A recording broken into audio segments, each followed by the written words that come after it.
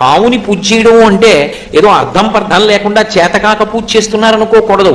పాము సంతానకారకత్వం దగ్గర నుంచి పాము అనేక విషయాల్ని మనకి ప్రబోధం చేస్తుంది. అందుకే మీరు జాగ్రత్తగా గమనించండి, అసలు దేవతలు ఎవరికీ కూడా పాముతో సంబంధం లేకుండా ఉండరు. శ్రీ మహావిష్ణువు ఆదిశేషుడి మీద పడుకుంటాడు, పరమశివుడు నాగాభరణుడై మెడలో పాములు వేసుకుంటాడు, చేతులకి కూడా పాములు కంకణాలుగా పెట్టుకుంటాడు. అసలు విఘ్నేశ్వరుడు నాగ యజ్ఞోపవీతం వేసుకుంటాడు, పావునే యజ్ఞోపవీతంగా వేసుకుంటాడు. శ్రీకృష్ణ భగవానుడు కాళీయమర్దనంలో ఆయనకి ఏ రంగస్థలం పనికి రాలేదు. ఆయన కాళీని యొక్క పడగల మీద తాండవం చేశాడు.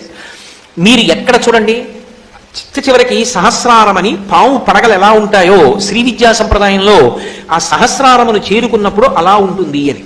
కాబట్టి పావుతో సంబంధం లేనటువంటి దేవతలు ఉండరు, అందరికీ పావుతో సంబంధం ఉంటుంది. పావుతో సంబంధం ఉండడానికి కారణం ఏమిటంటే అది సంసారగ్రస్తమైనటువంటి జీవుణ్ణి సంసారము నుండి విడుదల చేస్తుంది.